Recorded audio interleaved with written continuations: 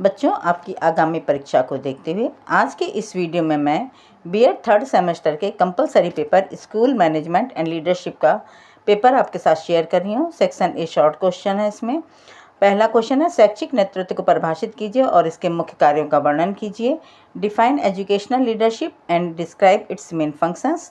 B, शिक्षा के क्षेत्र में एक प्रभावी नेता के प्रमुख गुण क्या हैं? What are the key qualities of an effective leader in the field of education.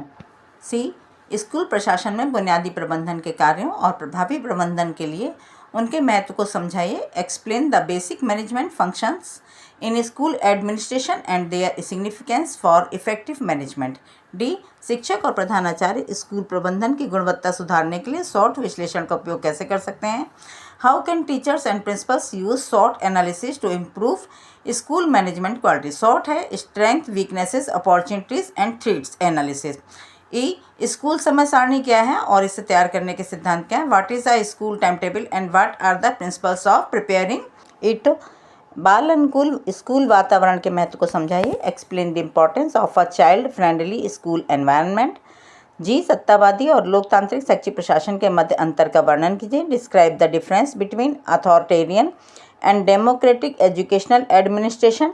H, एक प्रशासक और पर्यवेक्षक के रूप में प्रधानाध्यापक की क्या भूमिकाएं होती हैं? What are the roles of a headmaster as an administrator and supervisor. I, प्रबंधन में नियंत्रण क्या है? What is controlling in management. Section B है।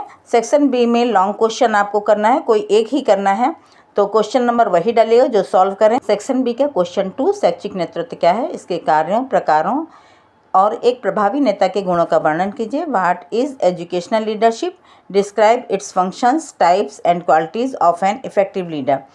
थर्ड क्वेश्चन है, स्कूलों में बुनियादी प्रबंधन के कार्यों और कक्षा प्रबंधन में उनकी भूमिका की रूपरेखा बताइए। Outline the basic management functions in school and their role in classroom management. Fourth question है, स्कूल और समाज के बीच संबंध तथा स्कूल के बुनियादी ढांचे के प्रमुख घटकों की व्याख्या कीजिए।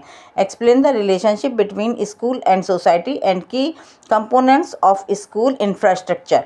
फिफ्थ क्वेश्चन है, भारत में शैक्षिक प्रशासन के सिद्धांतों और प्रधानाध्यापक की भूमिका पर चर्चा कीजिए। Discuss the principles of educational administration in India and the headmaster's role. अब सेक्शन सी है। सेक्शन सी में से भी आपको केवल एक क्वेश्चन ही करना है और एक कम से कम 3 से 3.5 पेज तक का लॉन्ग होना चाहिए। अब इसमें देखिए 6 नंबर क्वेश्चन है, प्रभावी शैक्षिक नेतृत्व के लिए आवश्यक नैतिकता और शिष्टाचार क्या है, उनका महत्व समझाइए। What are the ethics and etiquette essential for effective educational leadership, explain the importance.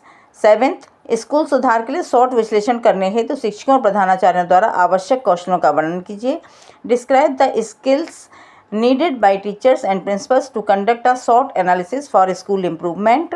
Question 8, school की समय सारणी क्या है, एक प्रभावी मास्टर समय सारणी बनाने के सिद्धांतों और तकनीकों को समझाइए। What is a school timetable? Explain the principles and techniques of creating an effective master timetable. Question 9, शैक्षिक प्रशासन के प्रकार, सत्तावादी और लोकतांत्रिक और स्कूल प्रबंधन पर उनके प्रभाव पर चर्चा कीजिए। Discuss the types of educational administration, authoritarian and democratic and there impact on school management. बच्चों, ऐसी महत्वपूर्ण जानकारी के लिए मेरे चैनल को लाइक और सब्सक्राइब अवश्य कर दें।